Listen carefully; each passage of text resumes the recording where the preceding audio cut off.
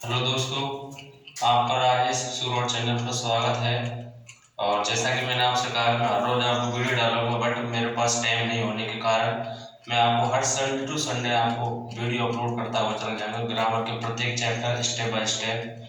आज मैं आपको टेंस के बारे में बता रहा हूँ। जो टेंस के बारे में है, वहाँ जो करेक्ट मतलब बारे में वो इस वर्ष कक्षा 10 में 4 नंबर का टॉपिक है। और आज हम उसके बारे में यहाँ थोड़ा अध्ययन करने जा रहे हैं, करेक्ट ऑफ ऑल वर्ब के बारे में। जैसा कि मैं आपको बताऊं कि जो इसमें है टेंस, और टेंस मतलब करेक्ट होने वाला।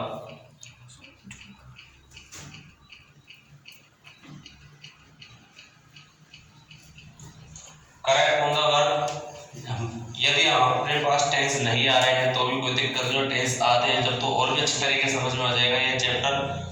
जैसे कि इसमें कुछ नियम है, उन नियमों जो हमें एडवर्ब दे रखी है, उन नियमों एडवर्ब है, उन एडवर्ब को याद करने से हम 4 नंबर प्राप्त कर सकते हैं एग्जाम के अंदर। जैसे कि नियम नंबर 1 है कि जिन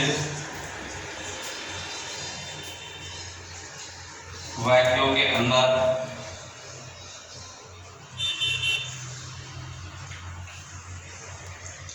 always,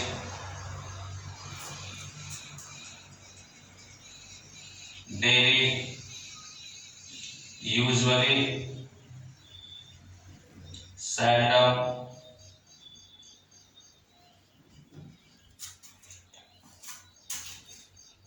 often,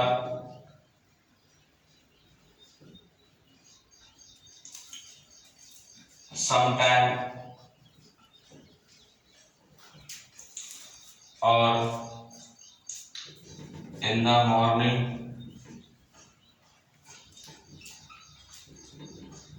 in the evening,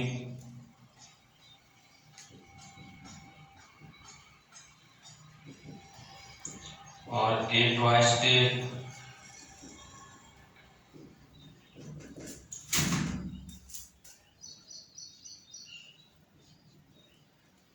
A twice week,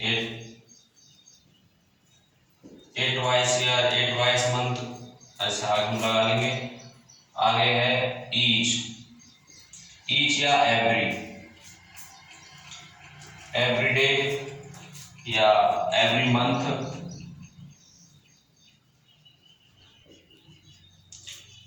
every week और एवरी ईयर आदि शब्द होने पर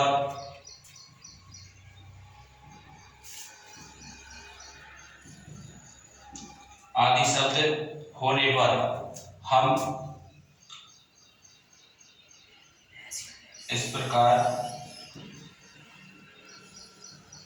प्रेजेंट टेंस का प्रयोग करते हैं। जैसे यदि हमारा सिंगुलर पर्सन है,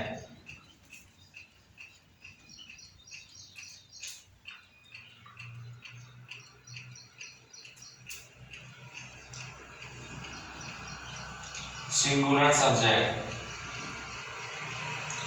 सब्जेक्ट दे रखा है सेंटेंस के अंदर, तो हम उनके साथ एम बी की फर्स्ट फॉर्म में एस या ईएस का प्रयोग करेंगे। जबकि रूलर सब्जेक्ट दे रखा है तो हम एम बी की फर्स्ट फॉर्म का ही प्रयोग करेंगे। Number 3, negative sentence.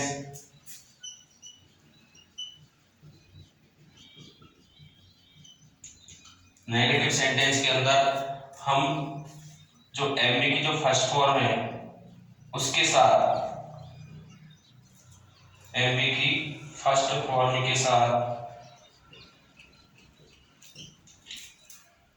डज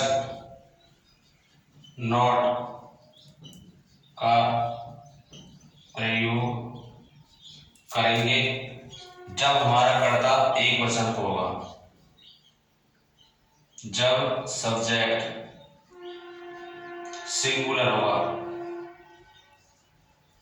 तब हम साइक्रिया टू डच डज नॉट का प्रयोग करेंगे। और यदि हमारा जो सब्जेक्ट है प्लूरल है,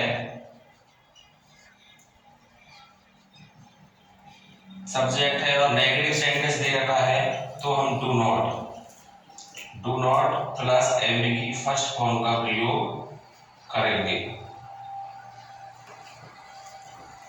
वीडियो के अंत में मैं आपको काफी एग्जांपल दूंगा, शायद 9 या 10, तब आप उनको एग्जाम हल कर सकते हैं। यदि 9 एग्जांपल हो तो काफी लंबी वीडियो बन जाएगी। तो ये हमारा पहला नियम है।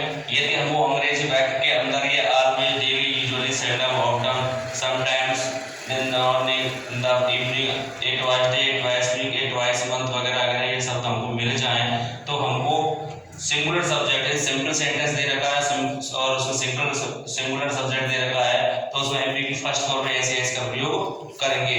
और यदि हमें प्लूरल सब्जेक्ट दे रखा है और सिंपल सेंटेंस दे रखा है तो उसमें एमबी की फर्स्ट फॉर्म का प्रयोग करेंगे। सिर्फ जो हमें पोस्टर में दे रखी है वही लिखनी है। और नंबर अगला है नेगेटिव सेंटेंस।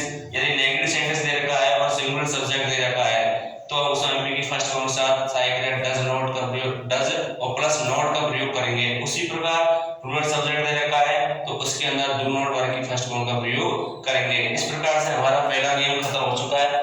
उसके बाद दूसरा नियम है,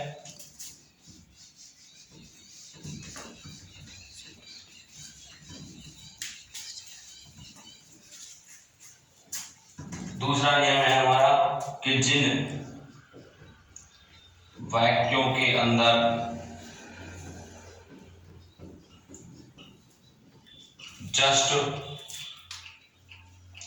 नाउ,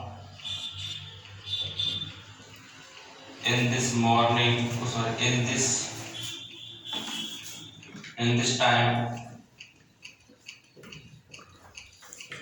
in this moment,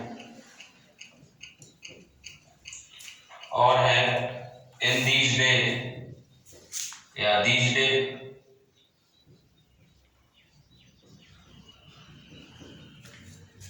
आगे है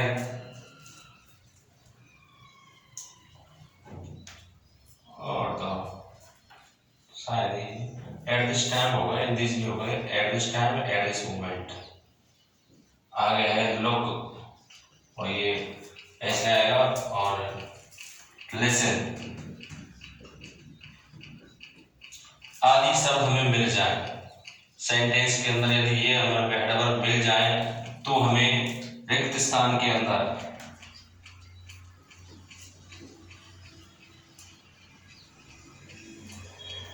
साइक्रिया S R M plus MB की first form plus ING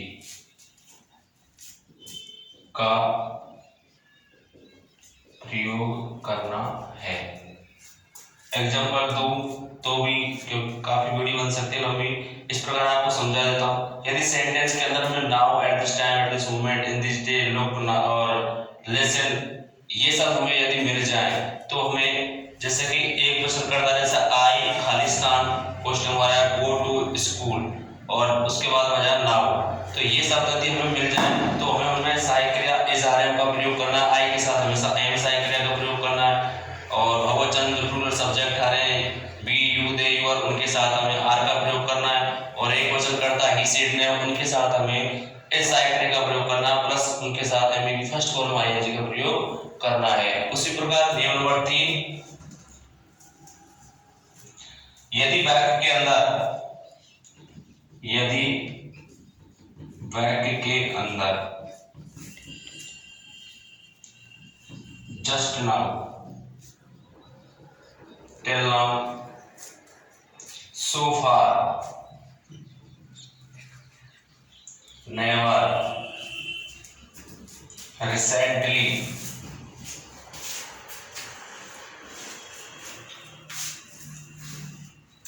just ये शब्द यदि मिल जाए, आदि शब्द मिल जाए तो रिक्त स्थान के अंदर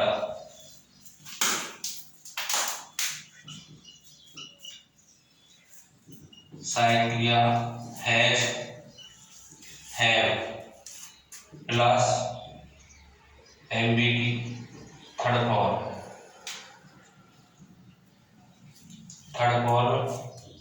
का प्रयोग करेंगे। जैसा कि मान के चलो आगे एक सेंटेंस बोलूं मैं, रोहित खालिस्तान कोष्टक में आ जाएगा प्ले, उस कोष्टक बंद, उसके बाद क्रिकेट रिसेंटली, यदि रोहित ने अभी भी क्रिकेट खेला है तो उसमें हम प्रयोग करेंगे साइक्लिया हैज और हैव का। रोहित के साथ करेंगे एक क्वेश्चन सिंगुलर सब्जेक्ट है तो सिंगुलर सब्जेक्ट के साथ हम साइक्लिया हैज प्लस वर्ब की थर्ड फॉर्म का प्रयोग करेंगे तो क्वेश्चन में लिखेंगे हैज प्लेड। तो इसी प्रकार यदि सिंगुलर सब्जेक्ट आ रहा है तो उसके साथ हैज प्लस वर्ब की एमबी की थर्ड फॉर्म, और यदि प्लूरल सब्जेक्ट आ रहा है तो उसके साथ एमबी की, प्लूरल सब्जेक्ट आ रहा है तो उसके साथ एचबी हैव प्लस एमबी की थर्ड फॉर्म का प्रयोग करेंगे। उस प्रकार नियम नंबर 4 है हमारे पास, यदि वाक्य के अंदर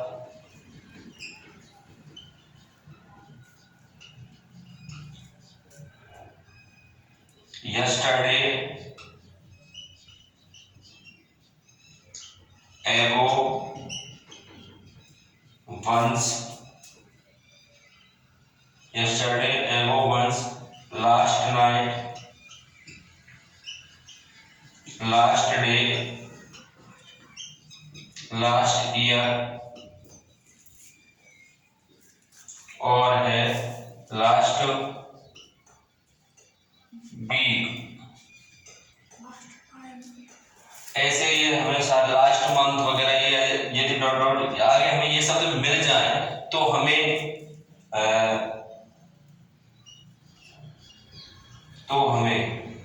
रिक्त स्थान के अंदर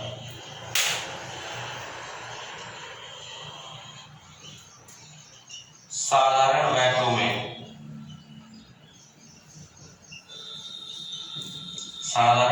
में एमबी की सेकंड फॉर्म का प्रयोग करना है।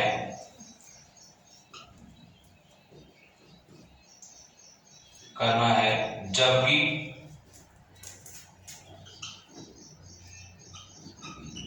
नेगेटिव सेंटेंस के साथ डेड प्लस एमबी की फर्स्ट फॉर्म का प्रयोग करना है। उसी प्रकार जैसे कि उसके एग्जांपल देखते हैं, जैसे कोई एग्जांपल आ गया कि Suresh Khalistan go to Agra yesterday. अब गो टू आगरा यस्टरडे आ रहा तो यस्टरडे देखकर हम पहचान कर लेंगे वो की जो फर्स्ट फॉर्म दे रखी है कोष्टक के अंदर, ये सिंपल सेंटेंस तो उसके साथ वो की सेकंड फॉर्म आ जाएगी वेंट, तो Suresh went to Agra yesterday. उसी प्रकार यदि नेगेटिव सेंटेंस है, नेगेटिव सेंटेंस आएगा कि Mohit Khalistan not go to market last day, मतलब अंतिम दिन में बाजार नहीं गया था, तो उसके साथ आएंगे Mohit did not go to market last day.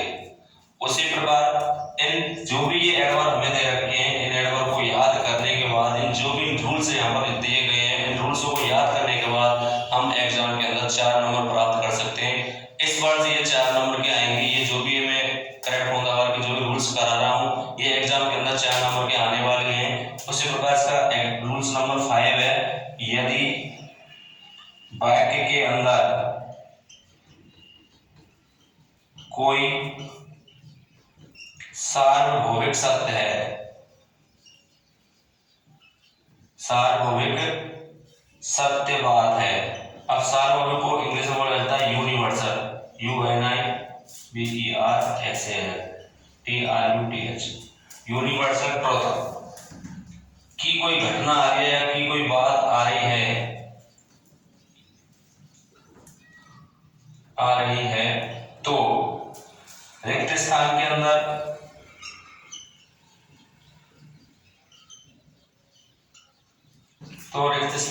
हम उसमें एमबी की फर्स्ट फॉर्म के साथ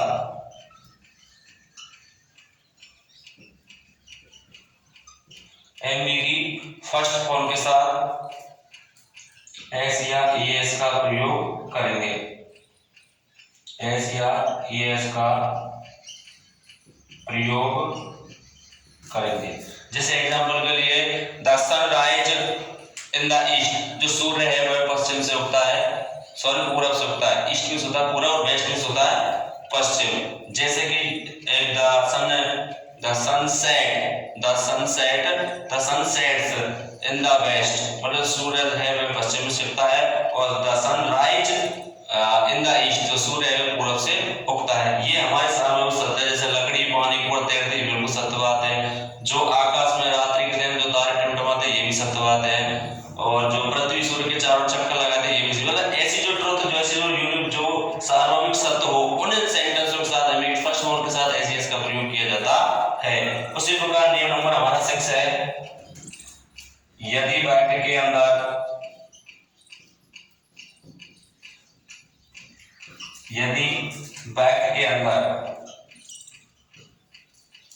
कोई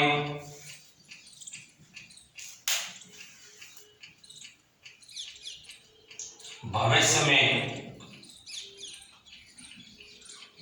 नियोजित होने वाली बात हो, जैसे next day, next month, next year, और टुमारो आदि शब्द आ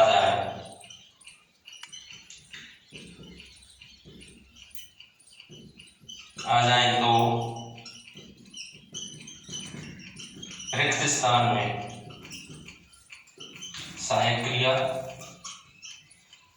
से बिल प्लस एमवी की फर्स्ट फॉर्म का प्रयोग करेंगे। यदि मान के चलो सेंटेंस के अंदर tomorrow, next day, next month वगैरह ये शब्द आ जाए तो हम उनमें मुख्य क्रिया की सहायक क्रिया सेड विल प्लस एमवी की फर्स्ट फॉर्म का प्रयोग करेंगे। आई और बी के साथ हमेशा हमें आई व बी के साथ हमेशा सहायक क्रिया सेल का प्रयोग करना। किसका प्रयोग करना भैया? आई और बी के साथ हमें सहायक क्रिया सेल का प्रयोग करना है। तब इससे सारे सब्जेक्टों के साथ बिल का प्रयोग करना है। तो यदि हमें भविष्य में होने वाले, जैसे कि my father Pakistan retire in July, जो मेरे पिताजी में जुलाई के रिटायर होने वाले हैं, अभी हुए नहीं है, होने वाले हैं, तो जो भी कार्य यदि भविष्य में होने वाला है उसके साथ हम एमवी सहायक क्रिया सेल विल प्लस एमवी की फर्स्ट फॉर्म का प्रयोग करते हैं। जो भी मैं नियम यहाँ लगाए हैं उनको आप नोट कर लीजिए, आप स्क्रीनशॉट ले लीजिए ताकि आपको याद करने में आसानी हो। आगे और भी नियम मैं बताने जा रहा हूँ, उनको साफ करने वाला हूँ और आगे और भी नियम आपको बताने वाला हूँ, तो आप उसमें देख सकते हैं। आगे और भी नियम है, इसकी काफी नियम है, कम से कम 10 या 15 नियम है, तो मैं इनको घटा रहा हूँ। यदि आप इनको नोट करना चाहें तो नोट कर सकते हो।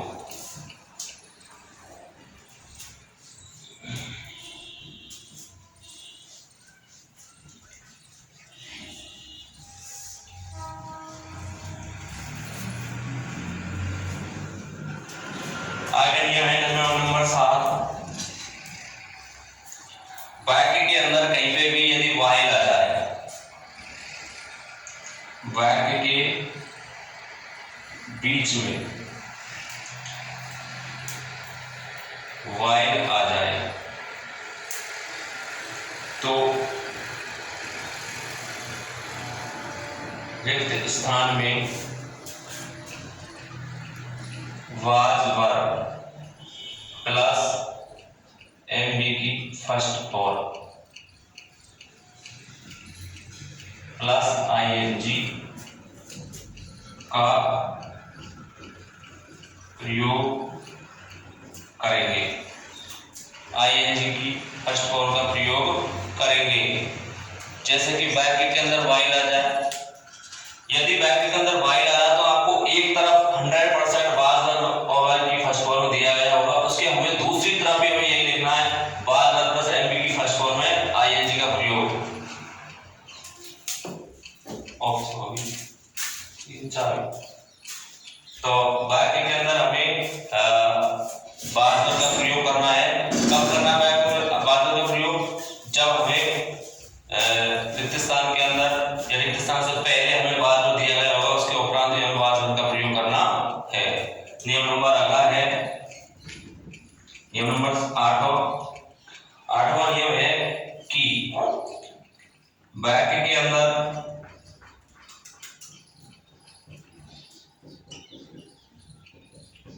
at this time और at this moment, at this time और this moment दे रखा है, उनके साथ में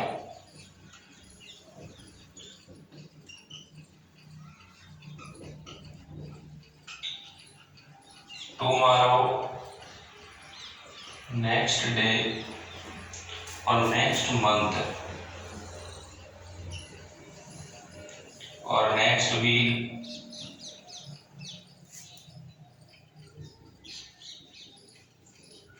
जो भी फ्यूचर की बात दे रखी है,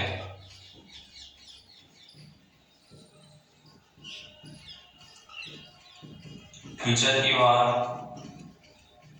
दे रखी है, तो उनमें तो रिक्त स्थान के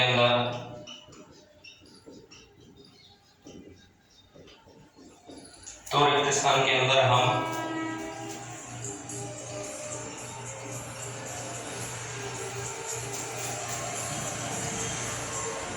सहायक क्रिया shall be, will be plus MD की फर्स्ट फॉर्म प्लस आईएनजी का प्रयोग करेंगे। यदि वाक्य के अंदर हमें एट दिस टाइम और एट दिस मोमेंट यदि स्पेशल से दे, अलग से उनके साथ फ्यूचर कोई बात नहीं दे, तो हमें लगानी है सहायक क्रिया इजारा वर्ग की फर्स्ट फॉर्म आईएनजी। और यदि एट दिस टाइम और इनके साथ यदि कोई फ्यूचर की बात दे रहा है, यदि एट दिस टाइम टुमारो आ जाए और at this time next day आ जाए, एट दिस मोमेंट टुमारो आ जाए, तो उनके साथ हमें सहायक क्रिया शैल विल बी का प्रयोग करना है और वर्ग की फर्स्ट फॉर्म में।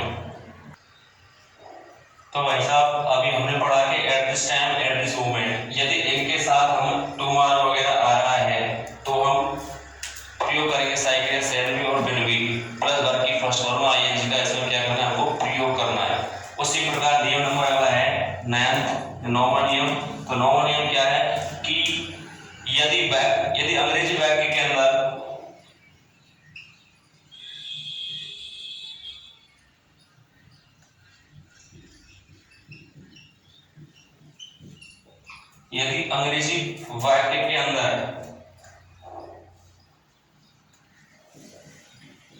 बीच में बिफोर आ जाए और उसके तुरंत बाद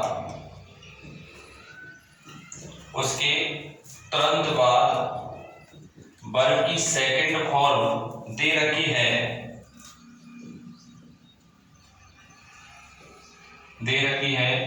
तो रिक्त स्थान के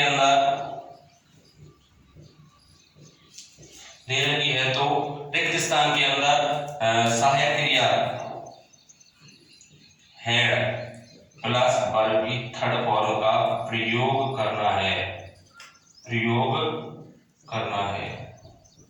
भाई साहब यदि वाक्य के अंदर बिफोर आएगा, वाक्य के अंदर बिफोर आ रहा है, तो बिफोर के तुरंत बाद हमें वर्ब की सेकंड फॉर्म 100% मिलेगी। तो वर्ब की सेकंड फॉर्म बनती है, तो रिक्त स्थान के अंदर हमें हेड प्लस वर्ब की थर्ड फॉर्म लगानी है। उस टाइम फर्स्ट फॉर्म दे रखी होगी, उसकी हमें थर्ड फॉर्म लगानी है। कब लगानी है, जब बिफोर के बाद वर्ब की सेकंड फॉर्म दे रखी होगी तब लगानी है। ऐसे ही नियम नंबर 10वां है, यदि वाक्य के अंदर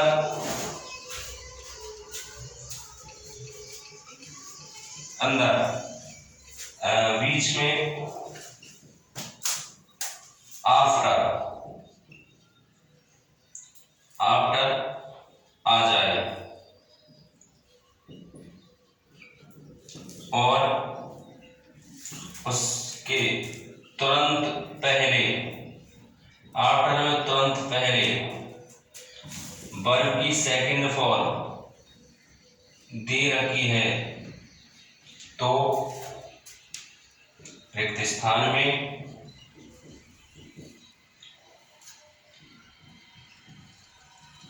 सहायक क्रिया हेड प्लस वर्ग की थर्ड फॉर्म का प्रयोग करना है।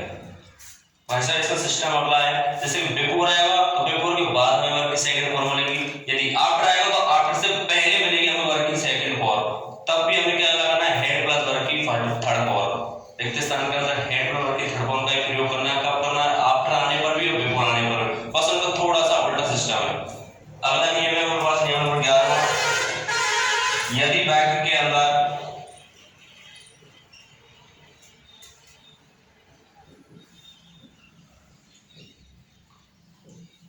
at that time,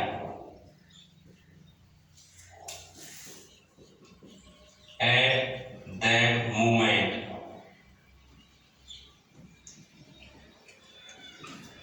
at that time, at that moment और that those day,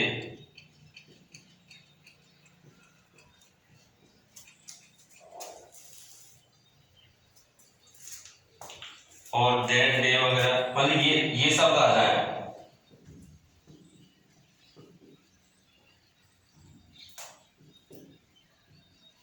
आ जाए तो रिक्त स्थान के अंदर, रिक्त स्थान के अंदर हमें सहायक क्रिया वही वाज वर्ग प्लस वर्ग की फर्स्ट फॉर्म प्लस आईएनजी का प्रयोग करना है। यदि एट दिस टाइम आ रहा है और एट दिस मोमेंट वगैरह, ये स्पेशल तब तो करना इजारा होगा, और एट दैट टाइम आ जाए, एट दैट टाइम आ जाए, एट दैट मोमेंट आ जाए, तब हमें करना है वाज वर्ग का प्रयोग। ये हमें ध्यान रखनी है। जो भी मैंने आज यहाँ पर जो भी चीज बताई है, जो 11 या 12 जो भी नियम बताए हैं, करेक्ट द फॉर्म के 100% इनमें से करेक्ट ऑन द फॉर्म आने वाली है, और वो कम से कम आने वाली है 4 नंबर की, बोर्ड पेपर के अंदर 4 नंबर के आने वाली है। तो मैं आपसे यही उम्मीद करूंगा, जितना हो जाए उतना ज्यादा से ज्यादा सब्सक्राइब करें मेरे चैनल राजेश सिल्वर चैनल को, ज्यादा से ज्यादा सब्सक्राइब करें। और आपको रोज हर संडे आपको रोज नई नई वीडियो आपको ग्रामर के चैप्टर की मिलने वाली है। और जो भी इसमें मिसप्रिंट हुई है मीनिंगों की, उसमें थोड़ा मैं आगे चल के और सुधार करने की कोशिश करूंगा। जैसे कि फर्स्ट ऑफ ऑल अभी सबसे पहले मैंने बताया सिंगुलर थोड़ा हड़बड़ा करते हैं, इसकी मीनिंग है SINGULAR है सिंगुलर की। थोड़ा मुझे थोड़ा बाद में याद आया कि थोड़ा मिसप्रिंट हो गई थी, लेकिन कोई दिक्कत ना है, ऐसे थोड़ी बहुत हड़बड़ाहट हो भी जाती है पेपर। लेकिन मैं आपसे यही उम्मीद करूंगा कि आप जितना हो सके उसे आप मुझे सपोर्ट करें। आपके सपोर्ट की ही वजह से मैं आगे बढ़ पाऊंगा। जितना हो सके उतना मेरे वीडियो को शेयर करें, लाइक करें, कमेंट करें। आपको जो भी इसमें मिसप्रिंट लग रही है, जो भी आपको गलती लग रही है, तो उसे आप कमेंट में जरूर लिखें, या आपने गलत लिखा है या मैंने जो भी गलत पढ़ा है। लेकिन मैं पूर्ण रूप से विश्वास के साथ कह सकता हूँ, यदि आप उनको पढ़ेंगे, अच्छे ढंग से याद करेंगे, तो 100% आपको 4 नंबर मिलेंगे पेपर के अंदर, कक्षा 10 जो बोर्ड की एग्जाम उसके अंदर। धन्यवाद। जितना हो सके उतना से लोग इसको लाइक करें मेरे चैनल को। धन्यवाद।